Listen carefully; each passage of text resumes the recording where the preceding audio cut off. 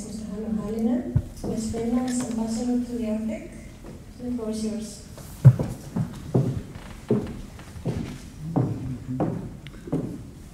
Thank you very much. Thank you. It's certainly a pleasure to be here in Alvar Aalto's hometown. Is also my hometown, Jyväskylä in Finland. So I'm certainly feeling like at home. I of course fully subscribe to what Richard just said, and since, as he mentioned, the EU is doing a lot and can do a lot more. I think my theme here, not to just repeat what was said here, is to look a little bit closer on what the Arctic policy is and what needs to be done here. So please understand it on that basis what I'm going to say. It has been said that in the Arctic the EU is not a rule maker, but rather a growth facilitator, and I think it's a good definition there. The European Union is undoubtedly an Arctic stakeholder. The EU and its institutions have a strong role and competence in the Arctic, whether we look at it from the territorial perspective or ongoing economic and other activities in the region. First of all, as Richard mentioned, 3 out of 8 Arctic Council member states are also EU members, Finland, Sweden and Denmark. The northernmost parts of Finland and Sweden are part of the EU territory, falling under EU's internal legislative competence. Secondly, the European Economic Area states, Norway and Iceland, implement EU legislation that is related to the functioning of the common market, and therefore some of the EU legal competencies have a direct impact on those 2 countries too. And thirdly, the EU has competence to act externally, alone and together with the member states. This is carried out through participation in treaty regimes or in the governmental organizations having regulatory competence and role in the Arctic. Most of the EU's sectoral competencies relevant to the Arctic fall under the shared competence between the EU and its member states. Main exception here is probably the conservation of fisheries resources. So that if the legal role of the EU in the Arctic, as described, is not always fully understood outside the Union, the same, one could say, concern prevails regarding the EU's Arctic policy as a whole. The joint communication by the Commission and the High Representative from June 2012 is a clear improvement compared to the communication from 2008. The objectives in the communication remain largely unchanged. They include addressing the challenges of environmental and climate change in the Arctic, economic development based on sound environmental impact assessment and sustainable use of resources, as well as constructive engagement and dialogue with Arctic states and indigenous peoples. Additionally, increase is proposed to the already substantive EU contribution to the Arctic research. The stress in the message is in the cooperation rather than in attempting to impose the EU views to the other Arctic actors.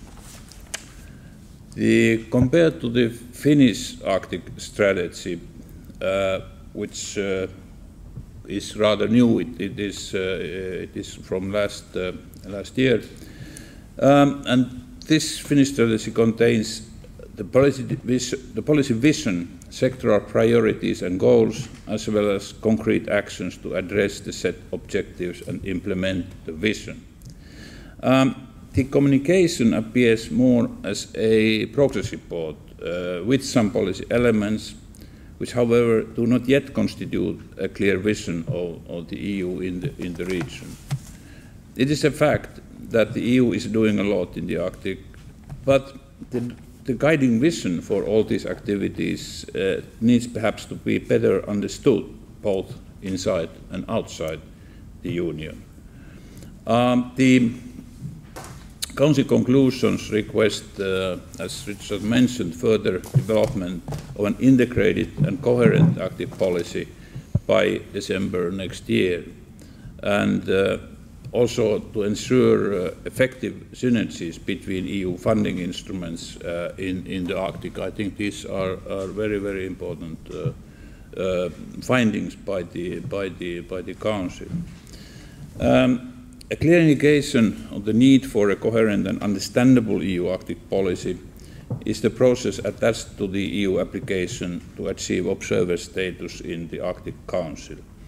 The discussion leading to the Kiruna ministerial meeting decision in May 2013 and the interpretations of the decision thereafter demonstrate that a lack of awareness and even some clear misconceptions of the EU position still exist.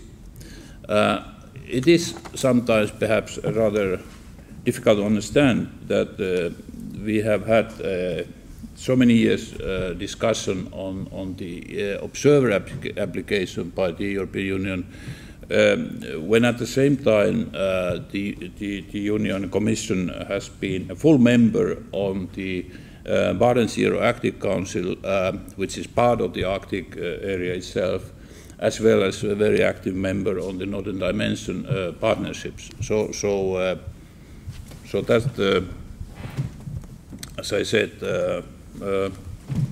makes one wonder why this is so, but it is certainly so. The European Economic and Social Committee in its reports has called for a fully developed Arctic strategy from the EU, emphasizing that the EU needs to demonstrate its commitment to the Arctic and to cooperation in the region. This call has been reiterated by the European Parliament in its resolution also. This includes investment in responsible economic activity based on cold climate expertise, development of infrastructure, continuation on research into climate change and protection of regions' fragile environment.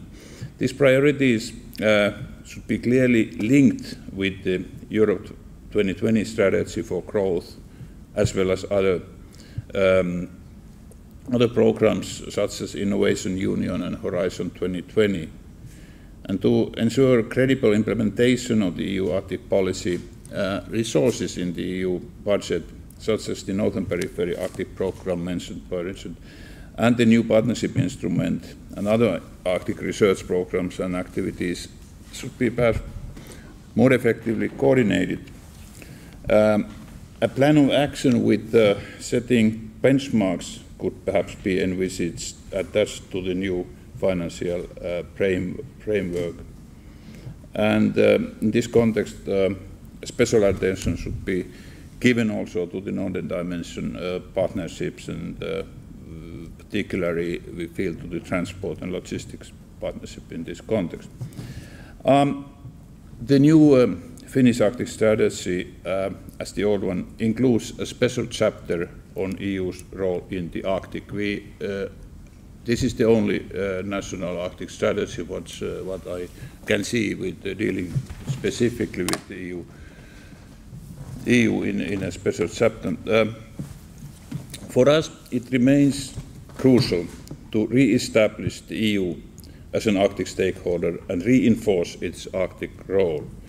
This is done by intensifying cooperation with Sweden and Denmark to clarify EU's Arctic policy, by consolidating the EU Arctic policy and its observer status in the Arctic Council, and thirdly, last but not least, by establishing the EU Arctic Information Center in Rovaniemi in Finland. The Arctic is truly a cross-sectional issue, covering a wide range of topics dealt with in different departments in the EU. Therefore, to reach a consolidated and coherent EU Arctic policy is a challenge. In Finland, all ministries have appointed a Arctic focal point of view, and in this consideration, some of the departments felt, the ministries, that they do not have any Arctic role. But after having a second look, they realized that yes, they do, and therefore we have this network of Arctic focal points in all ministries. Now this network has been given a task to come up with their priorities in their respective fields regarding the EU's Arctic policy, what they feel in their fields are important. And this is a part of our domestic work there to help and contribute to developing the Arctic, EU's Arctic policy.